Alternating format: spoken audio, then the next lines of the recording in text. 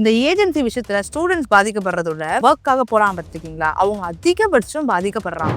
நம்ம மக்கள் என்ன பண்ணிருப்பாங்க, ஒரு அக்ரிமெண்ட் கூட போட்டுருக்க மாட்டாங்க. அட்லீஸ்ட் ஒரு கான்ட்ராக்ட் அக்ரிமெண்ட் கொடுத்துட்டு நடுவில் ஒரு 5 lakhs நீங்கள் அனுப்பணும், ஒரு 50,000 அனுப்பணும், 1 lakh அனுப்பணும், உங்களுக்கு ப்ராசஸ் முடிஞ்சிருச்சு, உங்களுக்கு நாளைக்கே வந்துடும். அது எப்படின்னா, இந்த ஏஜென்சி என்ன பண்ணுவாங்கன்னா, டெய்லி ஃபோன் பண்ணி பேசுவாங்க. ப்ளஸ் அந்த அவங்க ஆஃபீஸ்க்கு வாங்கன்னு சொல்லி கூப்பிடுவாங்க. உண்மையாக ஒரு ஆஃபீஸ் செட்டப்லாம் வச்சிருப்பாங்க. நம்பி போவாங்க. அந்த ஆஃபீஸில் பார்த்தீங்கன்னா, இந்த அப்ராடுக்கு போய் ஒரு 50 லட்சம் வாங்குறாரு, மாதம் 1 crore வாங்குறாரு அப்படின்னு சொல்லிட்டு நல்லா உண்மையாக இருக்கிற மாதிரி ஏமாத்திடுது. இந்த விஷயம் நிறைய பேர் தெரியறது கிடையாது. என்னென்னு பார்த்தீங்கன்னா, நீங்கள் ஒரு அப்ராட் கண்ட்ரிஸ் போகிறீங்க அப்படின்னும் பொழுது அங்கே இருக்க கவர்மெண்ட்டே பார்த்தீங்கன்னா உங்களுக்கு ஃப்ரீ மெடிக்கல் கொடுப்பாங்க. நீங்கள் ஃபேமிலியாக போயிருக்கீங்க அப்படின்னும் போது உங்களோட குழந்தைங்களுக்கு ஃப்ரீ எஜுகேஷன் கிடைக்கும். இப்போ யூஎஸ்ல போய் நீங்கள் ஸ்டூடெண்ட்டாக அஃபெக்ட் ஆகி மாற்றிருக்கீங்க அப்படின்னும் போது நீங்கள் அங்கே போய் டிபார்ட்மெண்ட் ஆஃப் எஜுகேஷன்ஸ் கிட்ட நீங்கள் கம்ப்ளைண்ட் ரைஸ் பண்ணலாம். அங்கே அதுக்குன்னு இருப்பாங்க. ஒருவேளை நீங்கள் யூகேல போய் மாற்றுறீங்க அப்படின்னும் போது இண்டிபெண்டன்ட் அட்ஜுடிகேட்டர் கிட்ட போய் நீங்கள் கம்ப்ளைண்ட் ரைஸ் பண்ணலாம். அதே மாதிரி நம்ம இந்தியன் எம்பசி ஸோ தட் வந்து ஸ்டூடெண்ட்ஸ் வந்து இப்படி மாற்றிருக்கீங்கன்னும் போது உங்களுக்கு அடுத்து என்ன வழியோ அதை பண்ணி கொடுப்பாங்க கவர்மெண்ட்டே. ஸோ இந்த விஷயத்தை நீங்கள் கண்டிப்பாக ஸ்டூடெண்ட்ஸாக போகிறீங்கன்னும் போது தெரிஞ்சுக்கணும். சப்போஸ் இன்கேஸ் அவங்க வேணும்னே ஒரு ட்ரக்ஸ் சேல்ஸ் பண்ணுறதுக்காகவோ இல்லை வேற ஒரு விஷயத்துக்காகவும் அப்படி போகிறாங்க அப்படின்னும் பொழுது நம்ம இந்தியன் எம்பசிக்கு விஷயம் தெரியும், ஆனால் உதவி பண்ண மாட்டாங்க. தயவு செஞ்சு இந்த வீடியோ பார்க்குறீங்கன்னா ஹேண்ட் கேஷ் தவிர்த்துருங்க. வணக்கம் மேம். வணக்கம். சமீபத்துல யூஎஸ்ல இருந்து யூகேல இருந்து நிறைய பேர் அங்க இமிகிரண்டா போன இந்தியர்களை நாங்க திருப்பி கூட்டிட்டு வரோம் அப்படின்னு கொஞ்சம் இன்ஹியூமனா நடந்தது எல்லாமே நம்ம பார்த்தோம். கண்டிப்பா. இப்போ இந்த சூழ்நிலையில ஏன் நிறைய மக்கள் இந்தியால இருந்து நான் ஒரு இல்லீகலா கூட வெளிநாடுகளுக்கு போறேன் அப்படின்னு ஆசைப்படுறாங்க? இது ஏன் நடக்குது? இங்க இருக்க மக்கள், நம்ம இந்தியாவில் இருக்க நிறைய மக்கள் பார்த்தீங்கன்னா, இங்க வருமானம்ன்றது கொஞ்சம் கம்மியா இருக்க மாதிரி சில பேர் நினைக்கிறாங்க. அப்படி நினைக்கும் போது வெளிநாடுகள்ல வருமானம் கொஞ்சம் அதிகமா இருக்கு. ஸோ ஃபேமிலி வந்து எக்கனாமிக்கலி வீக்கரா இருக்கலாம் அவங்க ஃபேமிலி. ஸோ அதை எப்படியாவது டெவலப் பண்ணி ஃபேமிலி எப்படியாவது கொண்டு வரணுன்றதுக்காக தான் போறாங்க. நிறைய பேர் பார்த்தீங்கன்னா ஸ்டூடெண்ட் படிக்கணுன்றதுக்காக போறாங்க. ஸ்டூடெண்ட்டா ஒரு காலேஜுக்கு இல்லைன்னா பிஜி படிக்கணும் அப்படின்ற ஒரு ஆசையில யூகே ஒரு யூஎஸ் வந்து தேர்ந்தெடுக்கிறாங்க. போற நிறைய பேர் பார்த்தீங்கன்னா ஒன்றும் பரம்பரை பணக்காரங்கலாம் கிடையாது. கண்டிப்பா லோன் வாங்கிட்டோ இல்லை வீடை பிளெட்ஜ் பண்ணிட்டோ கண்டிப்பா லோன் வாங்கிட்டோ இல்லை வேற விதமா கடன் வாங்கிட்டு தான் போறாங்க. அப்படி போகும்போது அவங்களுக்கு இஎம்ஐ மட்டுமே பார்த்தீங்கன்னா மாசம் 2 லட்சம்லேருந்து 1.5 லட்சம் வந்துருது. கண்டிப்பா வந்துடுறதுனால அவங்க எப்படியோ வாங்கிட்டு போயிடுறாங்க. அதே மாதிரி நம்ம ஆட்கள் என்ன பண்றாங்கன்னு பார்த்தீங்கன்னா, இப்போ யூகே யூஎஸ்னாலே ஒரு பெரிய கண்ட்ரி, அங்க ஒரு யூனிவர்சிட்டி வந்து டாப்பா இருக்கா, இல்ல அதில் படிச்சா நமக்கு ஒர்க் கிடைக்குமா, அது ரெப்புடேஷன்ஸ் எப்படி இருக்குன்றத பத்தி நம்ம பார்க்கறது இல்ல. டு பி ஆனஸ்ட் நமக்கு தெரியவும் தெரியாது. அங்க போனா தான் தெரியவும் செய்யும். பட் அங்க இருக்கிறவங்க நிறைய பேர் இருக்கலாம். ஃப்ரெண்ட்ஸ், ரிலேட்டிவ்ஸ் இருக்கலாம். அவங்கள வச்சு சஜெஸ்ட் பண்ணலாம். நிறைய பேர் என்ன பண்றாங்கன்னா, எனக்கு யூகே போனா போதும், யூஎஸ் போனா போதும். அது என்ன யூனிவர்சிட்டின்றத பார்க்கறது இல்ல. அந்த யூனிவர்சிட்டிக்கு பிளேஸ்மெண்ட் இருக்கான்றத பார்க்கறது இல்ல. அந்த யூனிவர்சிட்டியை முடிச்சுட்டு வரும்போது என்ன வாய்ப்புகள் இருக்கிறது பார்க்கறது கிடையாது. ஸோ போயிடுறாங்க. போயிட்டுக்கு அப்புறம் என்ன பண்ணா பார்ட் டைம் ஒர்க் தான் பார்க்குறாங்க. நம்ம இந்தியாவில் இருக்க நிறைய பேர் பார்த்தீங்கன்னா, அங்கே போய் பார்ட் டைம் ஒர்க்ஸ் தான் பார்க்குறாங்க. பார்ட் டைம் ஒர்க்ன்ற சென்ஸ் ரெஸ்டாரண்ட் தான் ஒர்க் பண்ணுவாங்க. ரெஸ்டாரண்ட் ஒர்க் பண்ணி அவங்களுக்கு கொஞ்சம் கொஞ்சமா கஷ்டப்பட்டு காசு சேர்த்து வச்சு அவங்க வந்து யூனிவர்சிட்டிக்கு வரதுக்காக கட்டின கடன் எல்லாத்தையும் கொஞ்சம் கொஞ்சமா அடைக்கிறாங்க. அது இன்ட்ரெஸ்ட் மேல போட்டு போட்டு போகிறதுனால கஷ்டப்பட்டு அதை அடைச்சிட்டு இருப்பாங்க. ஸோ வந்து ஒரு ரூல்ஸ் இருக்கும். கண்டிப்பா ஒரு அப்ராட் போறனாலே நீ இத்தனை இயர் வரைக்கும் தான் உனக்கு வீசா அப்ளிகேஷன்ஸ் இருக்கு. இதுக்குனால நீ கண்டினியூ பண்ணனா அந்த வீசா நீ ரினியூ பண்ற விஷயங்களா இருக்கலாம். இல்லைன்னா உனக்கு ஒர்க் ஸ்பான்சர்ஷிப் வந்து கொடுத்துருக்கணும். பட் நம்ம ஆட்கள் என்ன பண்றாங்க, அவங்க ஜாயின் பண்ற ஒரு யூனிவர்சிட்டியை பார்த்தீங்கன்னா கொஞ்சம் லோ கிரேடா இருக்கலாம், இல்லைன்னா ஜாப் ஆப்பர்ச்சுனிட்டிஸ் கிடைக்காத யூனிவர்சிட்டியா இருக்கலாம். அப்படி இருக்கும்போது ஆட்டோமேட்டிக்கலி அவங்க ஸ்டக் ஆயிடுறாங்க அந்த இடத்துல. ஒரு 3 இயர்ஸ்க்கு அப்புறம் ஃபார் எக்ஸாம்பிள் யூகேல வந்து 3 இயர்ஸ் வரைக்கும் உனக்கு வீசா ப்ராசஸ் இருக்கு. அதுக்கப்புறம் நீ இருக்கணும்னா நீ பே பண்ணணும்.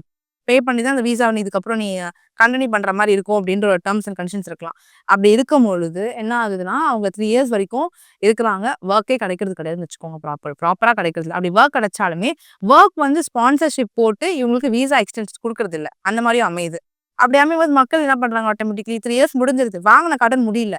ஏன்னா எவ்வளவு கடன் வாங்கிட்டு போயிருப்பாங்க, 35 லட்சம் வாங்கிட்டு போயிருப்பாங்க. வாங்கின கடன் முடியல. அப்ப என்ன பண்ணுவாங்க, ஆட்டோமேட்டிக்லி அவங்க வேற வழி இல்லை, நம்ம அங்க இருந்துதான் ஆகணும். அங்கதான் அந்த இல்லீகல் இமிகிரேட்ன்ற விஷயம் உள்ள வருது. அங்க வந்து பாத்தீங்கன்னா அவங்க வேணும்னே மாட்டுறது இல்ல, அவங்க சூழ்நிலை அவங்களை அப்படி மாட்ட வைக்குது. மேபி அவங்க சூஸ் பண்ண யூனிவர்சிட்டி ஒரு நல்ல யூனிவர்சிட்டியா இருந்து யூனிவர்சிட்டி முடிச்ச உடனே அவங்களுக்கு ஒரு ஒர்க் ஆப்பர்ச்சுனிட்டி கிடைக்குது அப்படின்னும் போது ஒரு இல்லீகல் இமிகிரேட் என்ற விஷயத்துல ஒர்க் அவுட் ஆகாது. அதே மாதிரி இது வந்து ஸ்டூடெண்ட், இன்னொன்று ஒர்க். இதுதான் ரொம்ப வந்து கஷ்டமா இருக்கிற ஒரு விஷயங்க. நிறைய ஐடி எம்ப்ளாயிஸா இருக்கட்டும், இல்லை வேற செக்டார்ல இருக்கட்டும், என்ன சொல்றாங்கன்னா, நீங்க அப்ராட் உங்களுக்கு ஒர்க் ஆப்பர்ச்சுனிட்டி கிடைச்சிருக்கு, ஸோ நீங்க அங்க போனீங்கன்னா வேற லெவல்ல நீங்க டெவலப் ஆயிடலாம் அப்படின்றாங்க. இங்கேயே பாத்தீங்கன்னா அவங்க ஜாப்ல வந்து 1 lakh இருந்து 1.5 lakhs வரைக்கும் வாங்குவாங்க. பட் ஆசை யாரை விட்டுச்சு? ஸோ நம்ம வந்து அப்ராட் போனா இன்னும் வந்து ஒரு 3 lakhs வாங்கலான்ற ஆசையில போயிடுறாங்க. அங்க போய் பார்த்தா நிறைய பேருக்கு ஒர்க் கிடைக்கிறது இல்ல. இங்கே 1 lakh to 1.5 lakhs வாங்கியிருந்தாங்க. அங்க போனா ஒர்க் கிடைக்கல. ஒர்க் கிடைக்காம காசும் வாங்கிட்டு போறதுக்கு செலவும் பண்ணிட்டு திருப்பி வர மனசும் இல்லாம அங்க பார்ட் டைம் ஜாப் பண்றவங்க எவ்வளோ பேர் இருக்காங்க. இந்த விஷயம் நம்ம யாருக்கும் பெரிய லெவலில் தெரியறது கிடையாது. பிகாஸ் என்னோட கிளைண்ட்ஸ் நிறைய பேர் நம்மளை காண்டாக்ட் பண்ணியிருக்காங்க. என்ன சொல்றாங்கன்னா, நான் வந்து ஜாப்புக்காக அனுப்பிச்சு விட்டாங்க. பட் எனக்கு அங்கே பார்த்தா ஜாப் ஆப்பர்ச்சுனிட்டி எனக்கு இல்லாம போயிடுச்சு. அங்க இல்லவே இல்ல ஜாபுக்கே எனக்கு. என்ன ஏமாத்திருக்காங்கன்றது எனக்கு அங்க வந்து தான் தெரியுதுன்ட்டு. இது ஒரு செக்டார். இன்னொரு செக்டார் எப்படின்னு பார்த்தீங்கன்னா, ஏஜென்சி இருப்பாங்க. நெறைய நான் கேள்விப்பட்டிருப்பேன் இந்த ஏஜென்சின்றவங்க. நீ அங்க போனீன்னா உனக்கு 3.5 லேக்ஸ் அபோவ் வந்து உனக்கு சேலரி இருக்கும். வொர்க்குக்கான சேலரி. நீ ஜஸ்ட் ஒரு 45 லேக்ஸ் பே பண்ணா போதும். உனக்கு அங்க வொர்க்லேருந்து எல்லாமே நான் வந்து உனக்கு செட் பண்ணி குடுத்துருவேன். ஸோ தட் நீ வந்து உன் ஒய்ஃப கூட கூட்டு போலாம். நீ ஃபேமிலியா டெவலப் ஆயிரலாம் அப்படின்னு சொல்றாங்க. இவங்களும் என்ன பண்றாங்க? வெப்சைட் போய் நார்மலா Googleல பார்க்குறது. அத பார்த்துட்டு ஓகே இது நல்ல பிளேஸ்மெண்டான ஒரு இடம் தான் போலன்னு சொல்லி ஏஜென்சி காசு குடுத்துடுறாங்க. அந்த ஏஜென்சி கரெக்ட்டா இருக்கா? கரெக்ட்டா இல்லையா? இல்ல உண்மையா தான் இருக்காங்களா? இல்லையான்றத பத்தி கவனிக்கிறதே கிடையாது. இந்த ஏஜென்சி விஷயத்துல ஸ்டூடண்ட்ஸ் பாதிக்கப்படுறத விட வொர்க்காக போறாங்க பார்த்துருக்கீங்களா? அவங்க அதிகபட்சம் பாதிக்கப்படுறாங்க. அங்க போய் அங்க ஃபேக்குங்க. அந்த ஏஜென்சியே கிடையாது. அமௌண்ட் வாங்கிடுவாங்க. ஃபர்ஸ்ட் என்ன சொல்லுவாங்க, நீங்க 10 லேக்ஸ் குடுங்க. வொர்க் ஸ்டார்ட் பண்ணணும்னுவாங்க. நம்ம மக்கள் என்ன பண்ணியிருப்பாங்க, ஒரு அக்ரீமெண்ட் கூட போட்டுருக்க மாட்டாங்க. அட்லீஸ்ட் ஒரு கான்ட்ராக்ட் அக்ரீமெண்ட். மேபி அது போடுறதுனால, நாள பின்ன அந்த ஏஜென்சி ஏமாத்துனாங்கங்கும்போது, அது ஒரு நமக்கு ஒரு ஒரு 1% அது எவிடன்ஸா நமக்கு இருக்கும். அந்த ஒரு வாய்ப்பு கூட குடுக்குறதில்ல. ஓகே நம்ம அப்ராட் போக போறோம்னு சொல்லி 10 லேக்ஸ் குடுத்துடுறாங்க. குடுத்துட்டு நடுவுல ஒரு 5 லேக்ஸ் நீங்க அனுப்பணும். இப்போ ஒரு 50,000 அனுப்பணும். 1 லேக் அனுப்பணும். உங்களுக்கு ப்ராசஸ் முடிஞ்சிருச்சு. உங்களுக்கு நாளைக்கே வந்துரும். அது எப்படின்னா, இந்த ஏஜென்சி என்ன பண்ணுவாங்கன்னா, டெய்லி ஃபோன் பண்ணி பேசுவாங்க. இப்ப சப்போஸ் இன்கேஸ் நான் மக்களுக்கு வந்து இன்னைக்கு ஃபோன் பண்ணி பேசுறாங்க. ஒரு 5 டேஸ் ஃபோன் பண்ணி பேசினா எனக்கு பயம் வரும். யோசிக்கிறதுக்கான சிந்தனை வரும். அந்த ஏஜென்சி அந்த ஏமாத்துற ஏஜென்சி என்ன பண்றாங்கன்னா, அந்த சிந்தனைய குடுக்குறது கிடையாது மக்களுக்கு. குடுக்குறதே கிடையாது. டெய்லி ஃப்ரீக்வென்ட்டா மக்கள் நினைச்சுக்கலாம், நமக்கு டெய்லி பேசுறாங்க. நம்மள யார ஏமாத்த போறா? நம்மள எப்படி ஏமாத்த முடியும்? அப்படின்ற ஒரு கான்ஃபிடன்ஸ். பிளஸ் அந்த அவங்க ஆஃபீஸ்க்கு வாங்கன்னு சொல்லி கூப்பிடுவாங்க. உண்மையா ஒரு ஆஃபீஸ் செட்டப்லாம் வச்சிருப்பாங்க. நம்பி போவாங்க. அந்த ஆஃபீஸ்ல பார்த்தீங்கன்னா, இந்த அப்ராடுக்கு போய் ஒரு 50,00,000 வாங்குறாரு. ஒரு மாசம் 1 crore வாங்குறாரு. அப்படின்னு சொல்லிட்டு நல்லா உண்மையா இருக்கிற மாரி ஏமாத்திருது. அப்புறம் ஒரு போக போக சார் எப்போ சார்னா, அதோ இப்போ வந்து அங்க ஏதோ ப்ராப்ளம் போயிட்டு இருக்கு. யுகே, யுஎஸ்ல. அதனால அங்க இப்போ போனா கரெக்ட்டா இருக்காது. ஒரு 2 மந்த்ஸ் மட்டும் வெயிட் பண்ணுங்க அப்டின்னுவாங்க. 2 மந்த்ஸ் வெயிட் பண்ணுவாங்க மக்கள். 2 மந்த்ஸ் கழிச்சு பார்த்தீங்கன்னா, மொபைல் நம்பர் பிளாக்கு. என்ன பண்றதுன்னே தெரியாது அவங்களுக்கு. பிளாக் ஆயிடுச்சு. அவ்ளோ அமௌண்ட் போட்டுருக்கோம். என்ன பண்றதுன்னே தெரியாம அப்படி முழிப்பாங்க. ஸோ ஒரு ஏஜென்சி மூலியமா நீங்க போறீங்கன்னும்போது, அது ப்ராப்பரா இருக்கான்றத இப்ப நம்ம Googleல போனாலே நெறைய விஷயங்கள் தெரிஞ்சுக்கலாங்க. நம்ம கவர்மெண்ட்டே பார்த்து நெறைய வெப்சைட்ஸ் வந்து நமக்கு ப்ரொவைட் பண்ணிட்டு இருக்காங்க. இந்த மாரி அப்ராட் போணும்னு நினைக்கிறீங்கன்னும்போது, ரெகக்னைஸான ஒரு வெப்சைட்ட வந்து நம்ம கவர்மெண்ட்டே பண்ணிட்டு இருக்காங்க. அத தேடி பாருங்க. இந்த மாரி ஒரு ஏமாறுறத தாண்டி அத தேடி பாருங்க. ஒரு வேள நீங்க ஏதோ ஏஜென்சி கிட்ட போறீங்க அப்டின்னும்போது, ஒரு கான்ட்ராக்ட் அக்ரீமெண்ட் சைன் பண்ணிக்கோங்க ஃபர்ஸ்ட்டு. செகண்ட் இப்போ ஒரு காலேஜ் ஸ்டூடண்ட் வந்து நான் யுஎஸ்ல போய், யுகேல போய் யுனிவர்சிட்டில படிக்கணும்னு ஆசைப்படுறாங்க அப்டின்னும்போது, அவங்க என்ன பண்ணலாம்னா, அந்த காலேஜ்க்குள்ள டைரக்ட் கான்டாக்ட் வச்சுக்க பாருங்க. அந்த யுனிவர்சிட்டி கூட. Direct contact. ஒரு இமெயிலோ ஏதாவது விஷயத்தையும் டைரக்ட் த்ரூ கான்டாக்ட் கண்டிப்பா வேணும். அப்படி வச்சுக்கிறதுனால நமக்கு தெரியும் என்ன நடக்குது, என்ன விஷயங்கள் போயிட்டு இருக்குன்ற ஒரு விஷயம் நம்ம ஸ்டூடண்ட்ஸ்க்கும் சரி, வொர்க் போறவங்களுக்கும் சரி ஒரு கிளாரிஃபை கிடைக்கும். ஸோ இந்த விஷயத்த கரெக்ட்டா பண்ணாலே போதும். இது ஒரு வகையில போயிட்டு இருக்கும்போது ஸ்டூடண்ட்ஸ் எப்படி ஏமாறுறாங்கன்னு பார்த்தீங்கன்னா, ஏஜென்சியால மெஜாரிட்டி வைஸ் பார்த்தீங்கன்னா, ஸ்டூடண்ட்ஸ் அதிகபட்சம் ஏமாறுறது இல்ல. பட் ஏமாறுற விதம் எப்படி இருக்கும்னு பார்த்தீங்கன்னா, ஏஜென்சி மூலமா போயிருப்பாங்க. உங்க யூனிவர்சிட்டில டாப் லான்ச் இது இருக்கும். உங்க ரூம்ஸ், உங்க அக்காமடேஷன்ஸ் இப்படி இருக்கு. நீங்க அங்க போனீங்கன்னா உங்களுக்கு இதெல்லாம் கிடைக்கும்னுவாங்க. ஆனா அங்க போய் இறங்குனா ஒண்ணுமே இருக்காது அந்த பசங்களுக்கு. யுனிவர்சிட்டி ஒரு மொக்க யுனிவர்சிட்டியா இருக்கும். ப்ராப்பர் ஃபுட்டா இருக்கட்டும், அக்காமடேஷன்ஸ் எதுவுமே இல்லாம இருக்கும். அந்த மாரி நெறைய ஸ்டூடண்ட்ஸ் பாதிக்கப்படுறாங்க. அப்ப அவங்களால என்ன பண்ண முடியும் அப்படின்னு பார்த்தீங்கன்னா, இப்ப யுஎஸ்ல போய் நீங்க ஸ்டூடெண்ட்டா அஃபெக்ட் ஆயி மாத்திருக்கீங்க அப்படின்னும்போது, நீங்க அங்க போய் டிபார்ட்மெண்ட் ஆஃப் எஜுகேஷன்ஸ் கிட்ட நீங்க கம்ப்ளைண்ட் ரைஸ் பண்ணலாம். அங்க அதுக்குன்னு இருப்பாங்க. ஒருவேள நீங்க யுகேல போய் மாட்றீங்க அப்படின்னும்போது, இண்டிபெண்டன்ட் அட்ஜுடிகேட்டர் கிட்ட போய் நீங்க கம்ப்ளைண்ட் ரைஸ் பண்ணலாம். அதே மாரி நம்ம இந்தியன் எம்பசி. சோ தட் வந்து ஸ்டூடண்ட்ஸ் வந்து இப்படி மாட்டிருக்கீங்கன்னும்போது, உங்களுக்கு அடுத்து என்ன வழியோ அத பண்ணி குடுப்பாங்க கவர்மெண்ட்டே. சோ இந்த விஷயத்த நீங்க கண்டிப்பா ஸ்டூடண்ட்ஸா போறீங்கன்னும்போது தெரிஞ்சுக்கணும். இப்போ மைக்ரன்ட்டா அவங்க எப்படி போறாங்க? தெரிஞ்சே இல்லீகலா போறோம்ன்னு தெரிஞ்சே சிலர் போறாங்க. சிலர் வந்து வேற நோக்கங்களுக்காக போய் அங்க மாட்டிக்கிறாங்க. இப்படி என்னவா இருந்தாலும் அங்க அவங்க சர்வை பண்ணணும்ல. பொதுவா ஒரு நாட்டுல போய் நம்ம வேலைக்கு சேர்றோம் அப்படின்னா, நம்மளோட டாக்குமெண்ட்ஸ் எல்லாம் கேட்பாங்க. கண்டிப்பா. இந்த இல்லீகல் மைக்ரன்ட்ஸா போறவங்க அங்க எப்படி சர்வை பண்றாங்க? ஓகே. ஆக்சுவலி வந்து பாத்தீங்கன்னா, என்ன பொறுத்தவரைக்கும் அதிகபட்சம் இல்லீகல் இல்லீகல் மைக்ரேட்டா யாரும் போறது கிடையாது. ஓகே. அங்க போய் தான் இல்லீகல் இமிகிரேட்டா ஆயிடுறாங்க. போகும்போதே யாரும் அப்படி போறதில்ல. என்ன பொறுத்தவரைக்கும் மெஜாரிட்டி வைஸ் போறதில்ல. மேபி வேற கண்ட்ரீஸ்ல கூட போலாம். பட் அப்ராட் கண்ட்ரில அது மாரி போறதுன்றது கம்மி. அதிகபட்சம் கம்மி. அப்படி போறாங்கன்னும்போது எல்லாத்துக்குமே ஃபேக்கா ரெடி பண்ணி குடுத்துருவாங்க. இங்க போனா நீ இத காட்டலாம். நீ இங்க கூப்பிட்டாங்கன்னா, நீ இத ஷோகேஸ் பண்ணலாம் அப்படின்ற மாரி பண்ணிடுவாங்க. பட் மக்களுக்கு இந்த விஷயம் தெரியறது கிடையாது.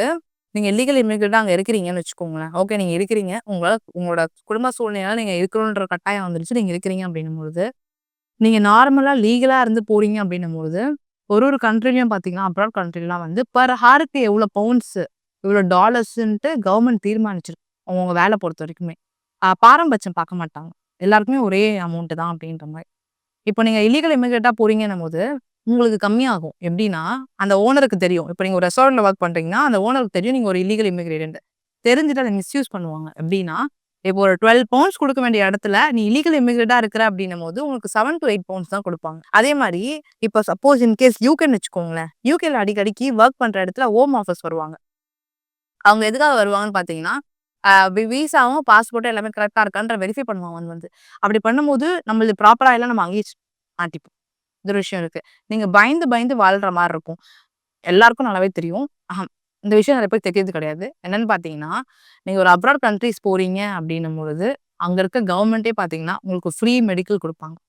Free medical. நீங்க ஃபேமிலியா போயிருக்கீங்க அப்படின்னும்போது, உங்களோட குழந்தைக்கு ஃப்ரீ எஜுகேஷன் கிடைக்கும்.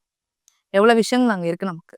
ஸோ நீங்க வந்து நீங்க போய் அங்க போறீங்க, லீகல் இமிகிரேட்டா ஆகுறீங்கன்னும்போது, உங்களால ஒரு மெடிக்கல கூட அசஸ் பண்ண முடியாது. ஏன்னா, அங்க வந்து நம்ம நாடு மாரி கிடையாது. எங்க போனாலும் விசா, பாஸ்போர்ட்ன்றது அவங்களோட ஆதார் மாரி. நம்மளுக்கு எப்படிங்க ஆதார் கார்டு? அது மாரி அங்க வந்து விசாவும், பாஸ்போர்ட்டுன்றது ரொம்ப மேண்டரியான விஷயம். எங்க போனாலும் அது காட்டணும். அதே மாரி அங்க வந்து ஒரு டாக்டர் கிட்ட அப்பாயின்ட்மென்ட் வாங்குறதுக்கே ரொம்ப கஷ்டம். இப்போ ஜுரம் அடிக்குது அப்படின்னாலுமே, ஒரு ஃபீவருக்காக ஹாஸ்பிட்டல் போறாங்கனாலுமே, அப்பாயின்ட்மென்ட் வாங்குறதுக்கே அவங்களுக்கு 1 வீக் டூ 2 வீக் ஆகும். அவ்வளோ விஷயங்கள் இருக்கு. ஸோ நீங்க விசா ப்ராசஸே இல்லன்னும்போது, உங்களுக்கு ஒரு எமர்ஜென்ட்டா ஏதோ ஆயிடுச்சு. இல்ல உங்க ஃபேமிலி மெம்பர்ஸ்க்கே ஏதோ ஒண்ணு ஆயிடுச்சுன்னும்போது, எப்படி நீங்க கிளைம் பண்ணுவீங்க? முடியாதுல்ல.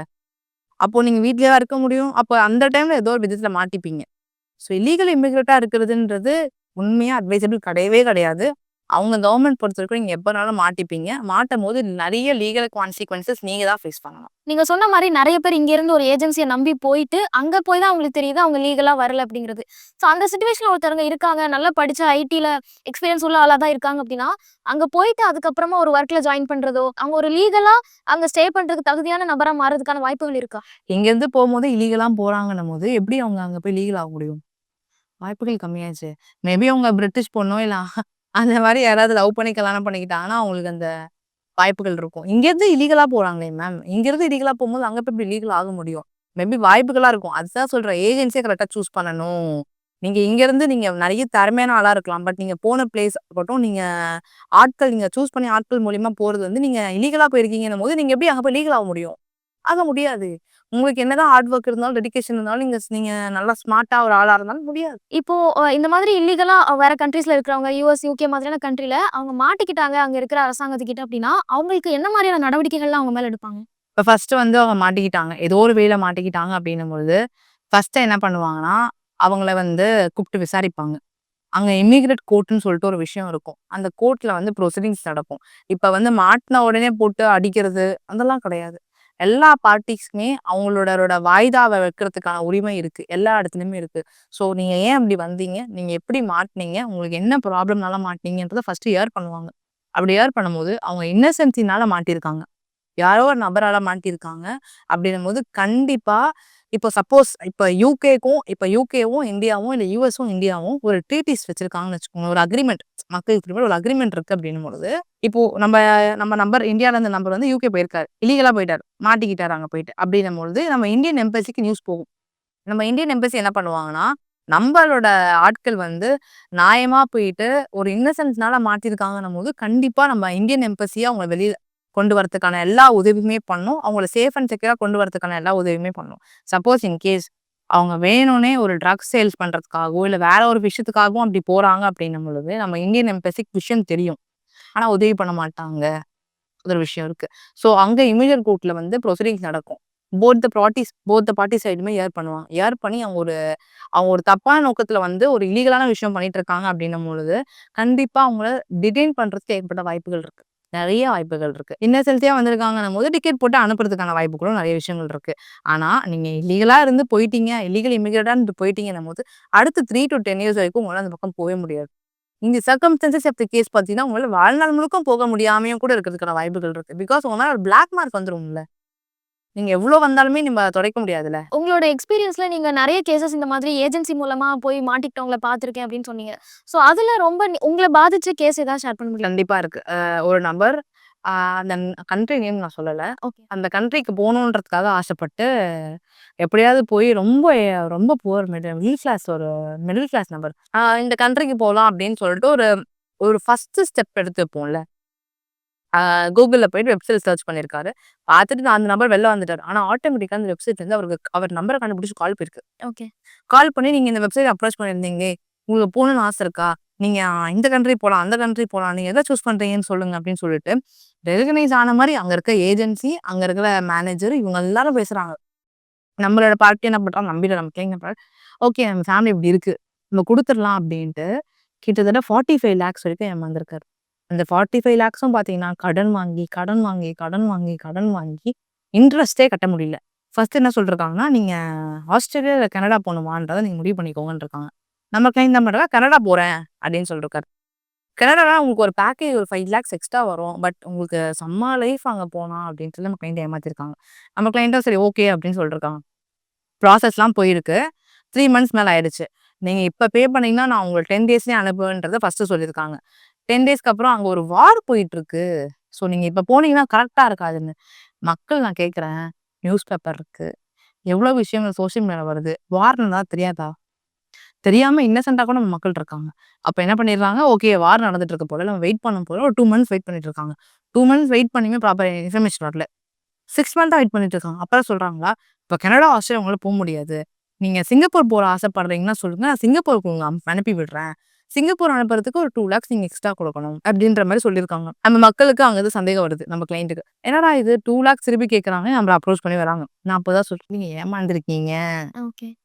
நீங்க ஏமாந்துருக்கீங்க அப்படின்ட்டு சொன்னே, போலீஸ் ஸ்டேஷன்ல போய் கம்ப்ளைண்ட் குடுத்தாங்க. கம்ப்ளைண்ட் குடுத்து அந்த ஏமாத்துனவர்கிட்ட இருந்து காசு வாங்குறதுக்காக போராடிட்டு தான் இருக்காங்க. நீங்க இதுக்கு முன்னாடி சொன்னீங்க, அங்க இல்லீகல் இமிகிரண்ட்டா போய் மாட்டிக்கிட்டு நீங்க ரியலைஸ் பண்றீங்க அப்டின்னா, எம்பசி எப்படி அப்ரோச் பண்ணணும்? என்ன வெப்சைட்ல போய் கம்ப்ளைண்ட் பண்ணணும் அப்டிலாம் சொன்னீங்க. ஆனா நான் இன்னும் ஃபாரின் கண்ட்ரீஸ்க்கு போல. இந்த ஏஜென்சி அப்ரோச் பண்ணும்போது பாதியிலே எனக்கு தெரிஞ்சிருச்சு இவங்க என்ன ஏமாத்துறாங்க அப்டின்னு. அப்போ நான் இந்தியால இருக்கிற நான் என்ன மாதிரியான நடவடிக்கைகள் எடுக்கணும்? யார்கிட்ட கம்ப்ளைண்ட் பண்ணணும்? ஃபர்ஸ்ட்டே தெரிஞ்சுச்சு உங்கள ஏமாத்துறாங்கன்னு போலீஸ் ஸ்டேஷன். ஓகே. உங்க வீட்டுக்கு நியர்பை போலீஸ் ஸ்டேஷன்ல போங்க. கம்ப்ளைண்ட் குடுங்க. அவங்க ஃபர்தர் ஆக்ஷன் எடுப்பாங்க. உங்களுக்கு ப்ரொசீடிங்ஸ் போகும். இன்வெஸ்டிகேஷன் நடக்கும். உண்மையாவே உங்ககிட்ட காசு வாங்கி அவர் ஏமாத்திருக்காருன்னும்போது, அந்த நபர் மேல எஃப்ஐஆர் ஃபைல் ஆகும். அந்த கேஸ் கோர்ட்ல வரும். ட்ரையல் நடக்கும். ட்ரையல் நடத்தி இன்வெஸ்டிகேஷன் பண்ணி எல்லாமே தெரிய வருது அப்படின்னும்போது, அந்த நபர் கிட்ட இருந்து காசு உங்களுக்கு கண்டிப்பா கிடைக்கும். வித் இன்ட்ரெஸ்ட்டோட. ஆனா நான் பே பண்ணியிருக்கேன் அப்டிங்கிறதுக்கான எவிடன்ஸ் எல்லாமே இருக்குமா? கண்டிப்பா வேணும். கண்டிப்பா வேணும். நெறைய நபர் தயவு செஞ்சு இந்த வீடியோ பார்க்குறீங்கன்னா, ஹேண்ட் கேஷ் தவிர்த்துருங்க. ஓகே. எதுக்கு ஃபோன்பே இருக்கு, கூகுள் பே இருக்கு. எதுக்கு ஃபோன்பே இருக்கு, கூகுள் பே இருக்கு. அத யூஸ் பண்றதே இல்ல. மக்கள் ஃபுல்லா எடுத்துட்டு வித்ட்ரா பண்ணிட்டு கையில குடுத்துடுறாங்க. அப்ப கையில குடுத்துட்டு நீங்க தான் அஃபெக்ட் ஆவீங்க. ஃபர்ஸ்ட் அக்ரீமெண்ட் கான்ட்ராக்ட் நீங்க போடுங்க. அது உங்களுக்கு மேபி யூஸ்ஃபுல் ஆகுறதுக்கு ஏகப்பட்ட வாய்ப்புகள் இருக்கு. அதே மாரி எங்க போறீங்களோ அவங்களோட டைரக்ட் லிங்க் வச்சுக்கோங்க. நீங்க அவங்க பார்த்துப்பாங்கன்னு சொல்லிட்டு நீங்க கேர்லெஸ்ஸா இருக்கக்கூடாது. நீங்க அந்த யூனிவர்சிட்டி கிட்டயோ, இல்ல வொர்க் ஸ்பேஸ் கிட்டயோ டைரக்ட் கான்டாக்ட் வச்சுக்கோங்க. அது உண்மையா என்னன்றத தெரிஞ்சுக்கிறதுக்காக. இந்த விஷயம்லாம் பண்ணுங்க. ஏமாறீங்கன்னா இம்மீடியட்டா போலீஸ்ல கம்ப்ளைண்ட் குடுங்க. நான் இந்த மாரி டிஜிட்டல் டிரான்சாக்ஷன் ஃபோன்பேலயோ, ஜிபேலயோ பண்றேன் அப்டின்னா, சர்கம்ஸ்டன்சஸ் ஆஃப் கேஸஸ் போட்டு அத எலக்ட்ரானிக் எவிடன்ஸா கன்சிடர் பண்றதுக்கு கூட வாய்ப்புகள் நெறையவே இருக்கு. சர்கம்ஸ்டன்சஸ் ஆஃப் கேஸஸ் தான். ஓகே. அப்போ நான் மாட்ட போறேன். என்ன ஏமாத்துறாங்கன்னு தெரிஞ்சா ஃபர்ஸ்ட் நம்ம போலீஸ் ஸ்டேஷன்ல போய் கம்ப்ளைண்ட் பண்ணணும். ஓகே. ஒரு லாயர நீங்க சீக் பண்றதோ, இல்ல தனியா போய் குடுக்குறீங்களோ அது உங்களோட சாய்ஸ். பட் ஃபர்ஸ்ட் போய் இன்டிமேட் பண்ணி கம்ப்ளைண்ட் பண்ணிடுங்க. ஒரு இல்லீகல் இமிகிரண்ட்டா இருக்கிறவங்களுக்கும் சரி, இல்ல அந்த மாதிரி ஒரு ஏஜென்சிய நம்பிட்டு இருக்கவங்களுக்கும் சரி, என்ன மாரிலாம் அவங்க தெரிஞ்சுக்கணும் அப்படின்னு நெறைய இன்சைட்ஸ் குடுத்திருக்கீங்க. Thank you so much. மேலும் ஈடி தமிழ் சேனல்ல வரப்போகும் பிசினஸ் மற்றும் அது ரிலேட்டடான வீடியோவை பார்க்க உடனே கீழே இருக்க சப்ஸ்கிரைப் பட்டனை கிளிக் பண்ணுங்க.